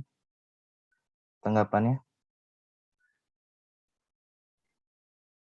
Masuk belum ya suaraku? Sudah. Oke. Berarti kalau yang dijelaskan Amos mengenai kita kebencian itu masih mengakar gitu ya. Tadi juga aku setuju karena aku juga udah nonton yang kuliah umumnya Prof. Aril. Nah, di sini aku punya hipotesa gitu, bahwa apakah sebenarnya sejarah Indonesia ini itu merupakan sejarah kekerasan gitu, nggak hanya secara epistemik, mungkin secara fisik atau mungkin secara perang dan lain-lain gitu. Soalnya ketika aku kemarin sempat wawancara dengan salah satu anggota dari AMP, Aliansi Mahasiswa Papua gitu, di Papua sendiri pun mereka menganggap bahwa orang Jawa ini sudah menjadi bagian apa ya, dalam tanda kutip musuh gitu. Pun seperti mungkin mereka juga merasakan hal yang sama ketika orang Papua ada di Jawa gitu, mereka didiskriminasi atau mereka dianggap rendah gitu. Berarti dari situ apakah negara-negara bekas jajahan itu memang secara apa ya, secara empirik mereka memiliki pengalaman kekerasan gitu, sehingga balik membalas dengan kekerasan gitu. Begitu pula ketika mereka menganggap bahwa Indonesia ini adalah bentuk negara kolonial Indonesia yang menyerang Papua gitu. Jadi masih seperti ya sama kayak pertanyaan kita tadi sih, masih saling membalik satu dan lainnya gitu. Mungkin itu dulu sih. Ya, aku sorry langsung tanggepin ya. Misalkan kita melihat ya, aku jadinya menyokong hipotesanya Zafran ya. Posisiku di situ. Aku menyokong hipotesanya Zafran dengan hipotesa lain dari pemikir Algeria namanya Frans Fanon. Itu mungkin bisa nyambung lah untuk memperkuat hipotesa ini, bahwa akhirnya nasionalisme atau gerakan dekolonisasi itu sebenarnya sulit dipisahkan dari kekerasan. Gitu. Ya baru-baru ini aja gitu, ada intelektual kayak Homi Bhabha tuh yang Ray kutip-kutip terus, atau siapa misalkan dekoloniality-nya Mignolo itu yang membatasi gitu ya upaya dekolonisasi dan menjauhkan itu tanda kutip dari kekerasan. Tapi sebetulnya di awal bahkan pemikiran Frans Fanon itu yang dikutip-kutip terus untuk dekolonisasi itu melegitimasi kekerasan. Dia bilang kekerasan itu wajar kok sebagai upaya dekolonisasi. Sehingga konsekuensinya kalau pakai kacamata Fanon ya ada revolusi sosial misalkan, ya itu udah wajar. Toh kolonialisme sebegitu bengisnya gitu. Sebegitu bengisnya bagi rakyat tanah jajahan misalkan. Ya itu sih jadinya. Jadi aku mungkin bisa menyokong tesis itu, dan akhirnya tugas sejarawan itu menurutku lebih besar karena dia juga harus, kalau dia percaya non-violent resistance ya, perjuangan yang tidak nir kekerasan itu, ya dia harus bisa merumuskan sebuah wacana sejarah yang juga tanpa kekerasan itu gitu.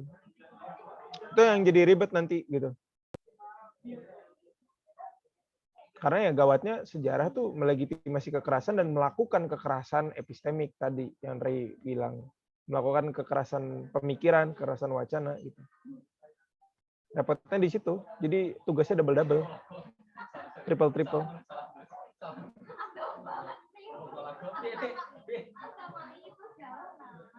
Ya itulah mungkin. Aku jadi bingung juga nih. Nantilah kita bisa diskusikan tentang sejarah dan kekerasan lah.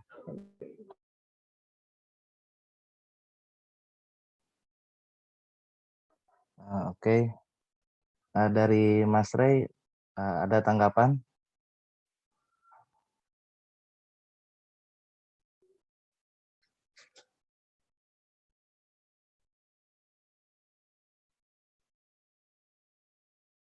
Oke, siap.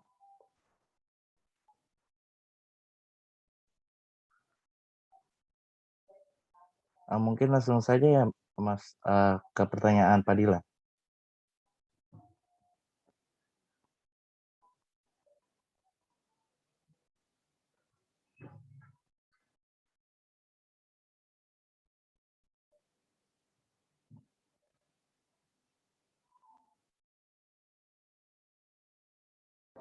Ya, ini aku lagi baca ulang yang tadi. Ini pertanyaan Fadila. Aku ulang ya, maaf teman-teman. Apa tawaran wacana mengkaji sejarah yang dekolonial atau tidak bias kolonial? Pertanyaan pertama itu. Pertanyaan kedua, apakah lebih baik dalam menjelaskan menguraikan fakta sejarah? Dan sekiranya sejauh mana kajian sejarah tidak bias kolonial memberikan sumbangan bagi perkembangan bangsa? Oke.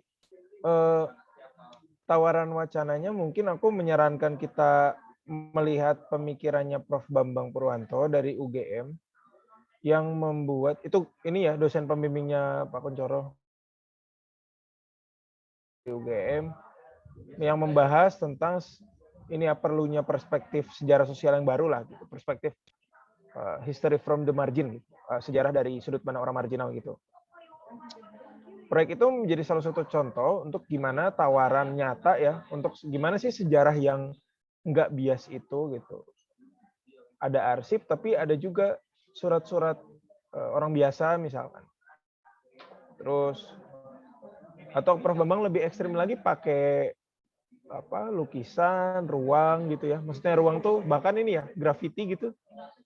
Emang itu bukan sumber sejarah kalau kata dia. Nah, itu sumber sejarah kalau kata dia untuk menceritakan kehidupan masyarakat biasa gitu. Begitu-begitu misalkan. Atau itu tawaran wacana yang menarik ya gitu.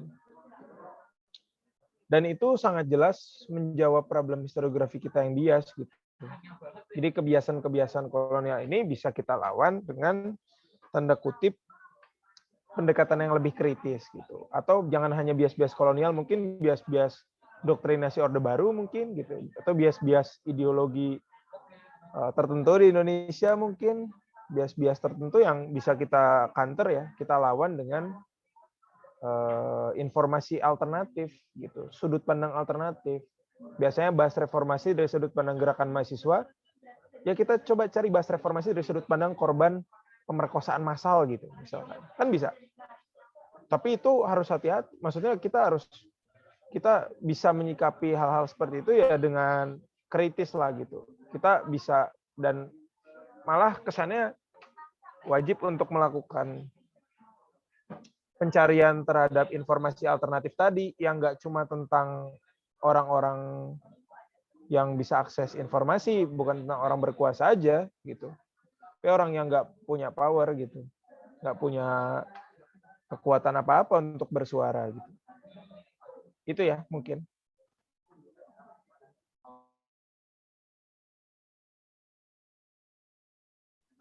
Oh ya, sorry. Dan terakhir pertanyaannya apakah itu bisa apa tadi soal bangsa sumbangan bagi perkembangan bangsa ya tentu perkembangan bangsa kita harus dimulai dari orang-orang yang kalah toh. Jadi kalau kita ingin menjadi bangsa yang berkembang, kita bisa mengembangkan ya. Kita dalam tanda kutip kalau menceritakan sejarah ya harus fair misalkan. Sederhana itu kan. Ya di situ nanti bakal ada kemajuan ketika kita melihat sejarah itu ya dari sudut pandang orang-orang kalah juga, orang-orang yang nggak punya power juga tuh. Jadi dari semua gitu, dari semua aspek, entah kelas, entah gender, entah strata sosial, strata ekonomi, semuanya harus fair gitu. Mungkin itu. Gimana Fadila? Atau teman-teman yang lain silakan. Kayak teman-teman 21 nih kayak belum pada ngomong tadi, baru Angga. Ada Asari, ada siapa Elmi, ada siapa lagi yang biasa kita diskusi bareng nih. Ada Pandu juga. Monggo. Oke, Mas. Gimana Pak Dila? Ada tanggapan? Ya, teman-teman 21. Kita berdiskusi ya. Beda pendapat itu wajar ya. Mau menanggapi juga boleh. Sangat diperkenankan.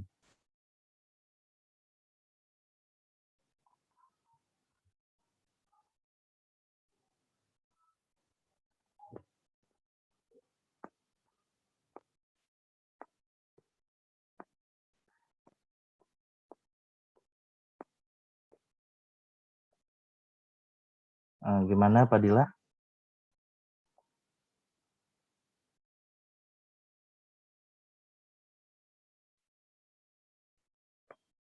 Atau dari teman-teman 21 mau menanggapi dari pertanyaan Mbak Fadila? Ya.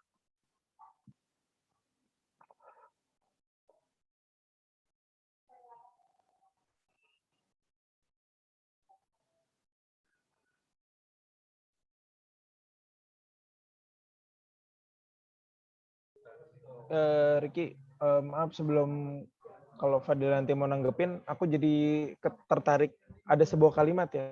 Kalau dekolonisasi ini sebenarnya hanya salah satu gitu dari upaya kritis, upaya pendekatan kritis bagi teori sejarah. Ada dekolonisasi, ada pendekatan gender nanti di situ, ada sejarah perempuan gitu, ada sejarah subaltern nanti, ada sejarah masyarakat adat gitu. Jadi dekolonisasi ini kecil gitu, cuma satu bagian doang yang pada intinya ingin memakai pendekatan kritis, dan pendekatan kritis ini akhirnya merupakan upaya gitu, upaya untuk melihat sejarah nggak cuma dari sudut pandang orang-orang yang punya kuasa gitu, sudut pandang orang-orang yang punya kemapanan tertentu, tapi untuk semua orang, inklusi gitu, untuk orang-orang yang bahkan namanya nggak ada dalam sejarah, nggak dicatat gitu, yang nggak diingat siapapun. Kan itu sejarah juga gitu. Dia juga punya hak gitu untuk memiliki sejarahnya gitu. Itu cuma kalimat sederhana aja sebenarnya.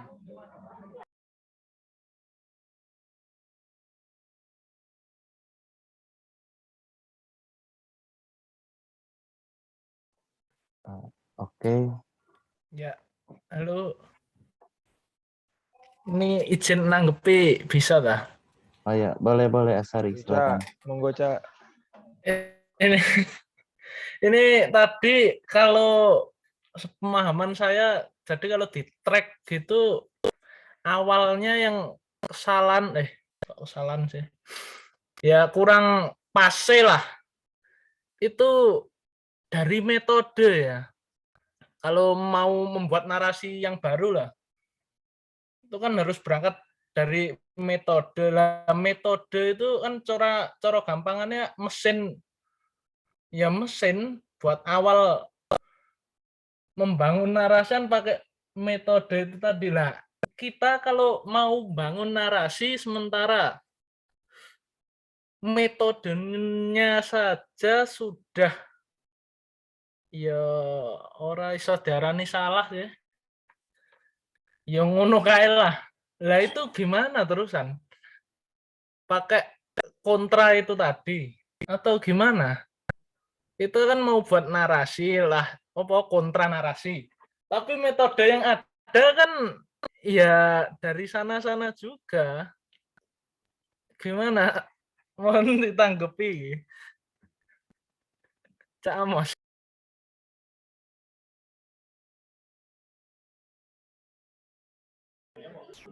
Oke, ini mungkin nanti Cak Ray juga atau teman-teman yang lain bisa ikut diskusi soal ini. Nah, ini masalahnya di situ, Cak, justru. Dan kita akhirnya kita akhirnya dipaksa untuk memikirkan metode gitu. Yang dimana kalau di ruang-ruang kelas gitu ya, di pendidikan formal ya udah, metode tuh kita telan-telan aja tuh. Kita pakai aja udahlah, udah tahu jadi ini metodenya gini gitu kan. Simpel udah praktis aja, pakai yang ini metodenya. Nah, sementara justru ya itu PR kita memikirkan metode baru, tanda kutip metode baru yang relevan dan cocok untuk melihat konteks Indonesia ini gitu. Tadi Ray udah contohin kan studi kasusnya di Maluku misalkan sejarahnya gimana gitu. Kalau pakai metode-metode yang biasa-biasa aja ya nggak bisa gitu, nggak bakal ketemu gitu. Sejarah yang inklusi ya, sejarah yang ini gitu. Jadi ya problemnya justru di situ. Maka itu tadi aku ngutip ini ya, nanti teman-teman bisa lihat di YouTube atau kalau malas baca lihat di YouTube, tapi kalau baca di internet banyak bukunya Bambang Purwanto tentang sejarah sehari-hari. Jadi menurut Prof. Bambang, sejarah sehari-hari itu semacam kontra wacana tadi. untuk merespon metodenya yang biasa, yang klasik, yang konvensional gitu, yang standar yang dipakai biasa-biasa aja itu. Gitu. Lo yang mau karung kalau ambil pinjem aja tuh. Di buku itu Prof Bambang bilang kalau semua itu sumber gitu. Bahkan ya sumber misalkan sumber informasi itu nggak cuma arsip kok gitu. Kok bahkan kalau koran udah inilah. Bahkan Prof Bambang tuh puisi, buku-buku puisi, sastra, mural, apalagi tuh bangunan gitu, situs, apalagi keterangan lisan itu semuanya juga sumber kok gitu. Itu ya.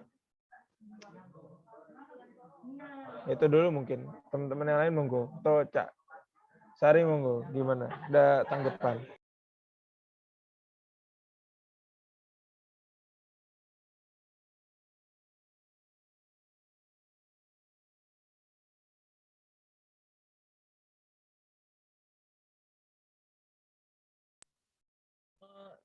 Jadi kalau di institusi kampus sendiri, kalau menurut Amos udah ini udah nggak ada harapan lah kalau dari nganu loh itu tadi telan aja itu tadi loh. Jadi apakah memang tidak ada harapan kalau sekarang loh? Atau mungkin gimana? Ya ini ya salah satu ini Cak, salah satu sarannya yang kayak gini diskusi-diskusi mahasiswa gitu. Ya seperti ini salah satu cara efektif gitu. Kita tukeran bacaan gitu. Kita bacaannya jadi lebih banyak gitu kan. Untuk mempersiapkan mesin tadi, membangun mesin yang paling cocok gitu. Untuk mencetak tulisan sejarah Indonesia yang inklusi gitu ya, yang terbuka pada kemungkinan-kemungkinan baru. Ya kayak begini salah satu harapan juga, mendiskusikan suatu, membaca bareng gitu toh, belajar bareng, hal yang memang dalam pendidikan formal nggak terbackup, nggak terlaksanakan gitu. Dan ya akhirnya tugas kita tuh untuk mencari informasi alternatif gitu. Ya ada lingkar studi juga, ada teman-teman yang juga concern di beberapa tema tertentu. Ada teman-teman di lainnya itu yang concern di sejarah perempuan misalkan. Itu bisa untuk gabung dan untuk itu ya mencari metode tadi gitu. Metode sejarah perempuan yang paling cocok apa nih gitu. Karena sejarah mungkin metodenya kok didominasi oleh laki-laki doang misalnya. Tokoh-tokoh metode Rangke ya laki-laki. Louis Goca ya laki-laki gitu kan misalnya. Apalagi yang teman-teman baca buku-buku Indonesia, Kunto Wijoyo, metode sejarah Indonesia laki-laki. Terus metode sejarah yang ramah terhadap perempuan dan gender yang lain tuh yang kayak apa sih? Nah, itu nanti ada teman-teman yang concern di sejarah perempuan bisa. Jadi ya kita akhirnya punya akses kok teman-teman. Aduh, Artaki tolong. Ya udah, itulah intinya teman-teman ya.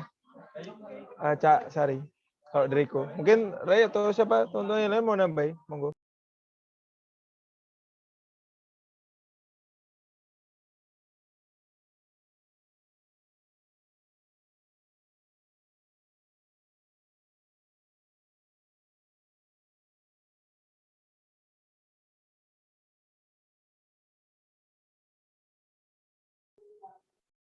Ya, oke.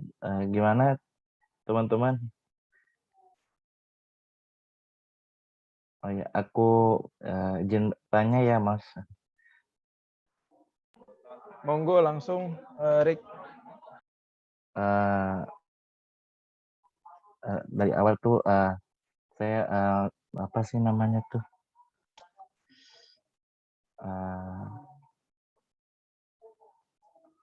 Lagi ini ya, masih lagi harus menyerap, memahami gitu dekolonialisasi itu.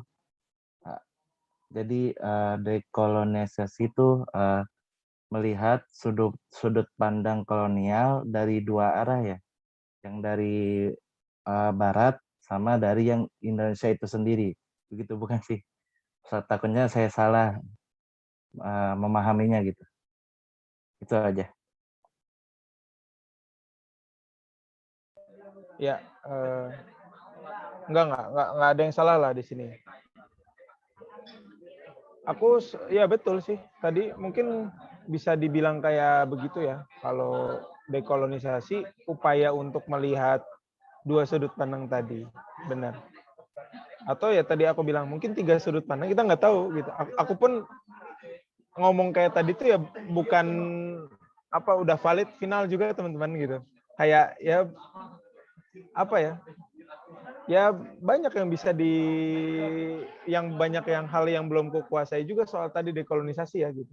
Misalkan kita ya tadi ya melihat sudut pandangnya antara Belanda misalkan dan Indonesia. Misalkan ya tadi ada 2 sudut pandang Belanda dan Indonesia. Tapi kemudian Indonesia sendiri tuh ada 700 sudut pandang.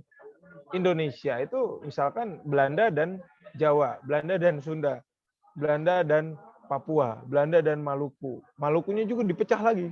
Belanda dan Maluku pedalaman, Belanda dan Hitu, Belanda dan Banda, Belanda dan Kisar gitu, pulau-pulau kecil gitu. Belanda punya problem juga di situ. Jadi akhirnya kita terbuka sekitar punya 700 sudut pandang atau bahkan lebih atau bahkan unlimited gitu tentang melihat hal ini. Begitu juga tadi contohku tentang Orde Baru gitu ya misalkan. Nih lepas dari dekolonisasi, nah Orde Baru misalkan tentang ya banyak jadinya. Jadi sudut pandang kita nggak cuma 2 si A sama si B, tapi bahkan si A sampai si Z gitu kan. Itulah mungkin. Aku tahu kepanjangan nih ngomongnya. Gimana Rick?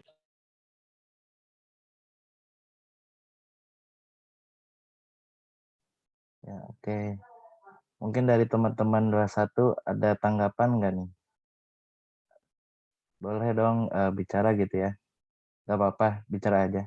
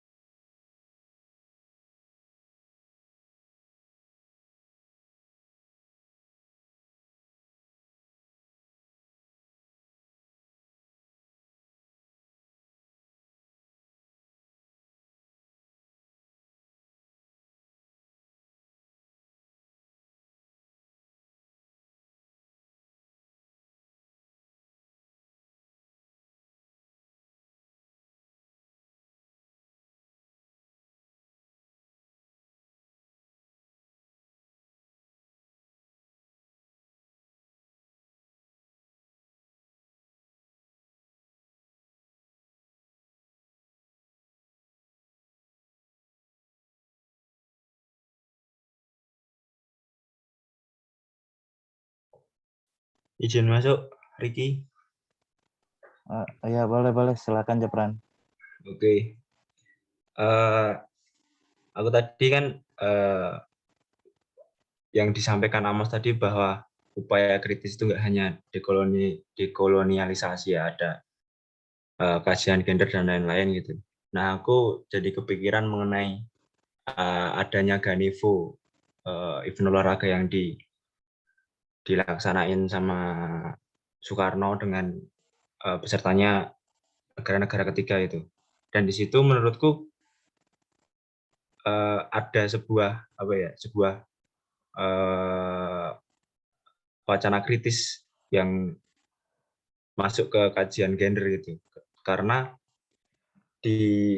pada saat itu kan udah ada atlet-atlet perempuan ya yang ikut berlomba dalam olimpiade itu. Tapi apakah Ganevo itu bisa disebut upaya dekolonialisasi? Tetapi kan di satu sisi kan Soekarno sendiri pun secara epistemik masih merasa dia itu lebih tinggi atau lebih bisa menyaingi, ataupun lebih ekstrimnya masih membenci imperialisme Barat. Apakah Ganevo ini bisa dianggap upaya atau praksis dari dekolonialisasi?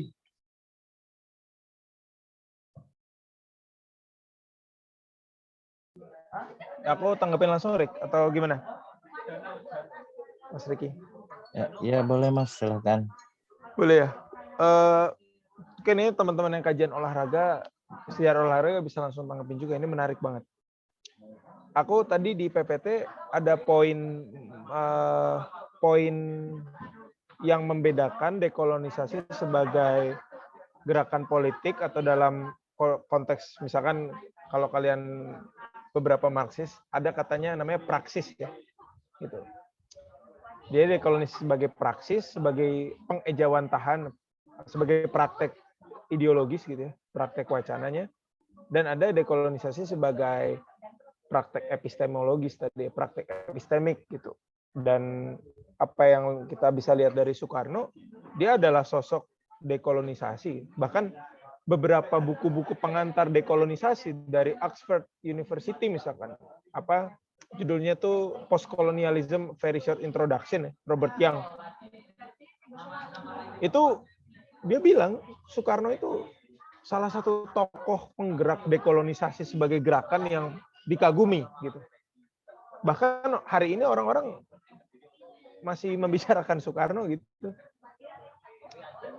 Karena dia dekolonisasi, gerakan. Nah, tapi yang tadi Zafran sampaikan, dia belum sampai epistemik. Dekolonisasi secara epistemik itu baru benar-benar orang perbicarakan ya beberapa tahun belakangan lah gitu. Buku yang tadi ku kutip itu baru terbit 2018.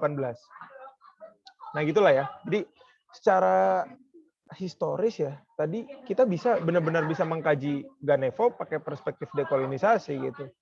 Perkara nanti dia belum sampai ke tataran epistemik ya memang. Cuma kita dari hari ini itu bisa melihat pakai perspektif gender misalkan ya, melihat dekolonisasi itu. Yang tadi Zafran sampaikan bisa.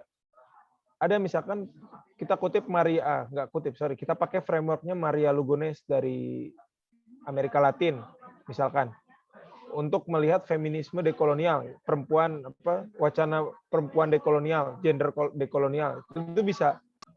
Wacana gender dekolonial itu kita lihat bagaimana perspektifnya memandang Ganevo, di mana perempuan diberikan, nggak tahu nih aku teknisnya gimana, cuma mungkin diberikan semacam ruang untuk berkompetisi ya secara olahraga gitu misalkan. Bisa itu.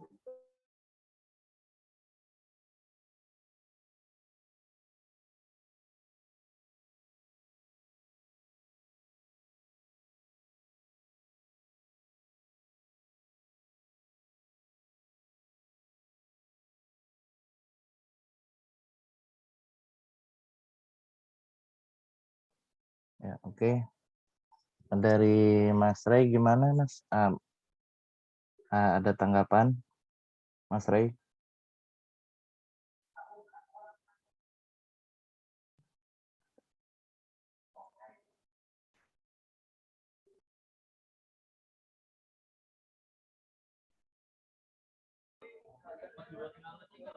Dari Zafran, siapa tahu mau ini kita diskusiin Ganevo juga bisa nih. Nantilah tapi atau sekarang nggak tahu nih. Kalau masih ada waktunya kita bisa bahas tuh. Atau Zafran sendiri ngelihatnya gimana nih soal Ganevo itu? Dalam sudut pandang dekolonial misalkan. Oke. Ya sama sih sebenarnya kayak yang Amos katain tadi, bahwa Ganevo ini mungkin secara praksis yaitu udah mencakup dekolonialisasi itu, tapi secara epistemik itu masih belum gitu. Soalnya pun dari cara-cara di Ganevo sampai di Mars Viva Ganevo pun udah menunjukkan bahwa mereka itu udah bisa melampaui udah bisa melampaui dan juga menyaingi event-event olahraga imperialis Barat yang dikatakan Soekarno kayak gitu. Tapi ya itu tadi masih di satu sisi masih bisa dianggap secara praksis, tapi secara epistemik juga masih belum sampai kepada ranah dekolonialisasi. Itu dulu sih.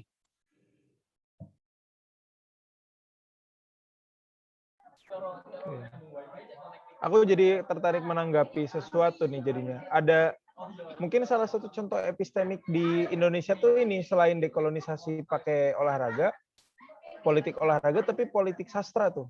Misalkan di konferensi Asia Afrika tuh ada sastrawan-sastrawan ngumpul untuk membuat wacana ya, tahun 55 tuh, seera sama Ganevo. Dia orang-orang kayak Pram misalkan, itu beberapa merumuskan secara epistemik apa itu sastra Asia Afrika gitu. Bagaimana memaknai sastra Asia Afrika, bukan sekedar sastra barat di Asia Afrika, tapi sastra yang Asia Afrika itu apa gitu. Secara epistemik. Itu mungkin salah satu bisa contoh juga. Atau kayak pemikiran-pemikiran di sejarah ada namanya Muhammad Ali ya. Dia bilang juga gitu, ilmu sejarah itu harus bikin semacam tanda kutip metode Indonesia gitu, metode sejarah yang gak cuma ganti perspektif, tapi dipakai tuh metodenya. Ya itu gitulah. Mungkin ada beberapa episode. Cuma di olahraga sayangnya aku belum tahu. Mungkin teman-teman bisa nambahin kalau tahu, biar kita bisa sama-sama gali juga.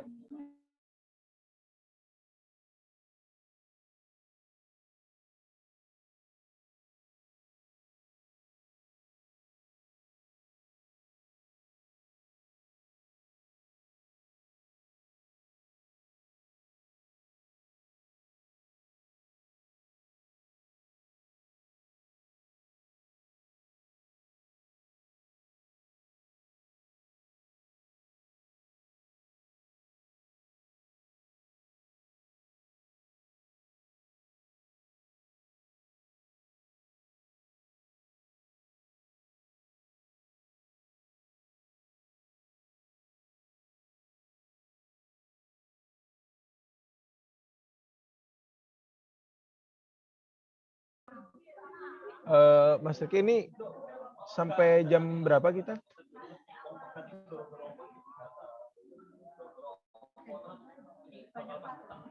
Atau gimana teman-teman pelaksana? Kira-kira?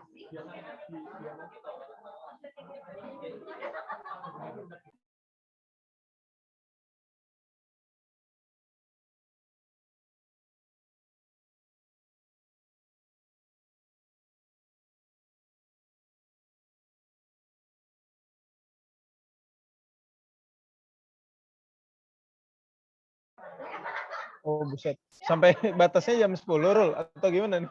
Kalau jam 10 kita bisa bangun. Atau gimana?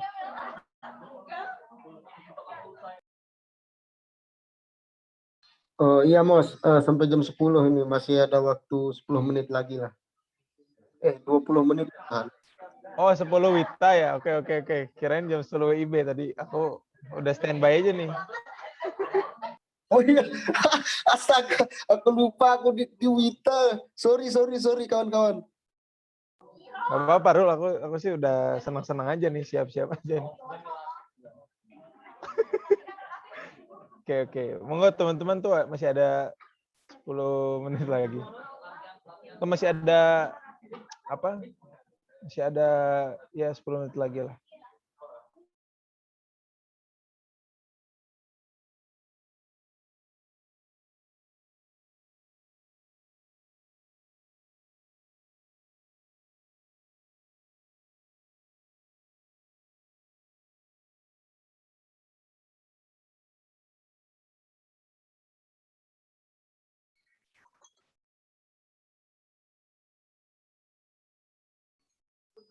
Nah, oke, tinggal sisa waktu 10 menit lagi ya teman-teman.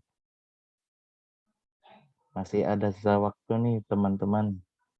Mau menanggapi juga masih ada waktu.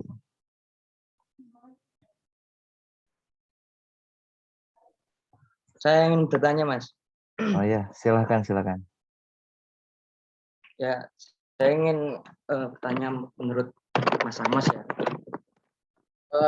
seorang sejarawan seperti Pak Agus Sunyoto itu adalah sejarawan yang pemberani, bahkan dia itu berani menentang kitab Pararaton, Kidung Sundayana gitu. Dan dia itu mengatakan bahwa itu adalah sebuah pembelokan sejarah pada era kolonialisasi gitu loh. Nah, menurut Mas Amos, gimana cara kita sebagai mahasiswa baru ilmu sejarah untuk mengembangkan karakter sebagai sejarawan yang berani, seperti sejarawan-sejarawan seperti Pak Agus Sunyoto? Mungkin ada banyak sejarawan yang berani seperti Pak Agus Sunyoto itu. Gimana menurut pandangan Mas Amos sendiri? Oke, terima kasih. Aku manggilnya Dava ya berarti ya? Iya, Mas. Dava. Ini sebenarnya Ray yang lebih bisa jawab ya tentang Pak Agus Sunyoto karena beliau membaca langsung. Ray itu baca langsung beberapa bukunya. Aku baca beberapa aja. Dan aku pikir ya aku sepakat lah memang kita dalam tanda kutip harus berani ya gitu dalam menggugat gitu. Apapun tentu dengan dalil-dalil yang logis gitu, dalil-dalil yang secara secara historis ya bisa kita pertanggungjawabkan. Selama kita bisa mempertanggungjawabkan, menurutku itu ya, kita butuh keberanian dan butuh pertanggungjawaban akademik juga dalam tanda kutip. Ketika kita menggugat sesuatu, ya tadi kita menggugat Soeharto gitu. Misalkan menggugat apalah Nogrono Santo, ya kita bisa. Atau tadi Pararaton gitu. Ya kita harus gugat dengan semacam dalil gitu. Semacam argumentasi yang baik gitu. Yang secara historis ya bukti-buktinya ada gitu. Ya, jadi aku pikir itu bisalah dilakukan dan bisa kita lakukan untuk menjadi berani dengan penuh pertanggungjawaban juga gitu. Dengan penuh dalil-dalil ilmiah yang sangat metodologis gitu yang bisa kita pertanggungjawabkan. Nah, itu mungkin sementara jawabanku ya. Itu Ray mungkin atau siapa? Ya meski aku tahu Pak Agus Sunyoto ada kontroversi ya dalam beberapa bukunya gitu. Cuma poin untuk menggugat kolonialisme yang mengintervensi beberapa sumber-sumber primer gitu dengan orientalisme itu. Ada nanti kita bisa bahas orientalisme ya, bagaimana kolonialisme menguasai sumber-sumber primer untuk dibawa ke Leiden gitu di fakultas Indologinya itu, lalu diulik-ulik sedemikian rupa. Dan akhirnya jadi sumber balik lagi ke kita udah acak-acak gitu. Banyak kasusnya kayak gitu kan. Ya kita harus berani menggugat itu tentu dengan dalil-dalil sih menurutku. Dan kita perlulah membaca dulu lah sebelum menggugat tuh. Mungkin. Ya itu mungkin teman-teman yang lain lah, silakan. Atau Davan sendiri. Mas, kalau seperti seorang Pak Agus Sunyoto kan sejarawan yang berani beda gitu. Nah, takutnya kita itu udah mengumpulkan data, udah menganalisis sesuatu peristiwa sejarah sedetail mungkin. Dan itu berbeda, namun kita minoritas itu malah kita itu dianggap kayak ya seperti tadi, kontroversi lah, gila lah. Orang yang ya kayak gitulah, kita tuh kalau menyuarakan kebenaran meskipun itu minoritas, dia tuh bakal tetap kalah gitu loh. Ya contohnya Pak Agus Sunyoto itu bukunya Pu Gajah Mada ya. Ya udah dicap sebagai buku yang kontroversi tanpa dipertimbangkan oleh sejarawan-sejarawan yang lain gitu loh. Yang Pu Gajah Mada ya, yang menentang Kidung Sundayana seperti Perang Bubat gitu Mas.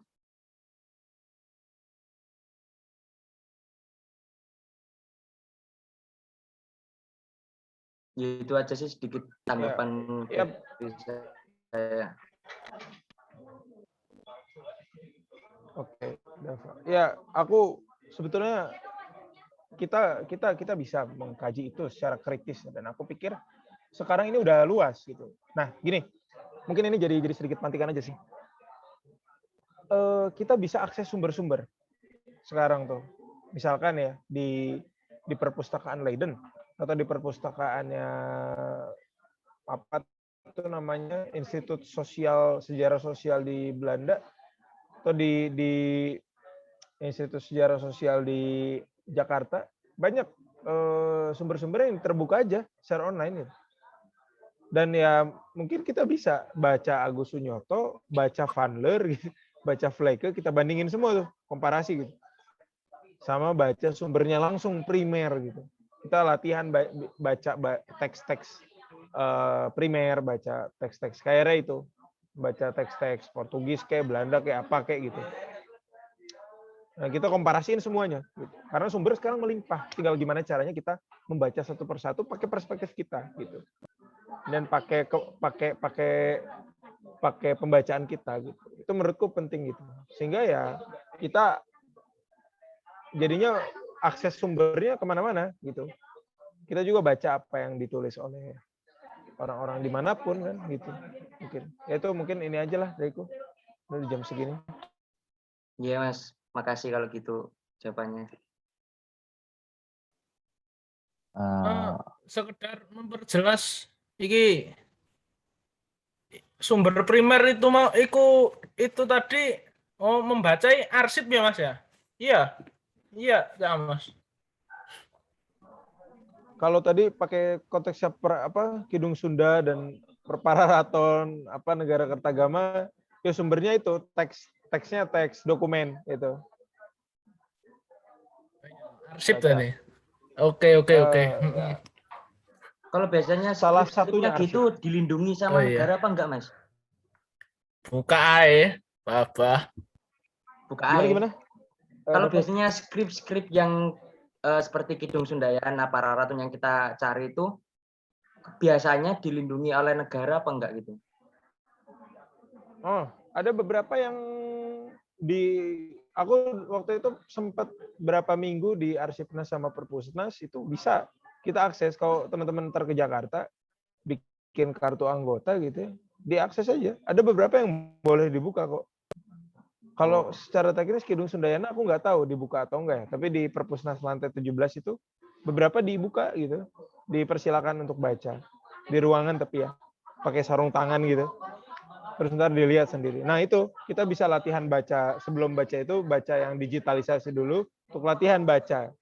Nanti kita mungkin saya teknis ya di kuliahan ada lah kalau yang gitu-gitu sih yang konvensional.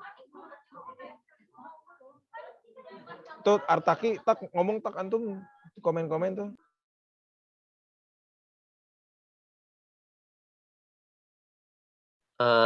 Ini mungkin pembahasannya terlalu teoretik dan kalau udah mau habis, mungkin lain kali aja Mos, atau misalnya nanti ada yang datang ke Jogja langsung baru dibahas langsung aja gitu lah, karena udah malam juga. Oke. Berarti tadi yang pertanyaannya Dava soal Agus Sunyoto itu bisa dibandingin sama Adolf Loiken ya? Oke Kak, oke. Siap nanti tak. Siap. Oke. Oke. Karena waktu sudah mau pukul 9 malam, kita cukupkan saja pertemuan kelas pengantar yang kedua ini. Saya mohon maaf sebagai moderator apabila ada kata atau ucapan yang menyakiti hati, mohon dimaafkan. Saya tutup. Salam sejahtera, selamat malam. Sampai jumpa kembali di kelas pengantar minggu depan. Terima kasih. Wassalamualaikum warahmatullahi wabarakatuh. Waalaikumsalam. Terima kasih Riki sama teman-teman semuanya.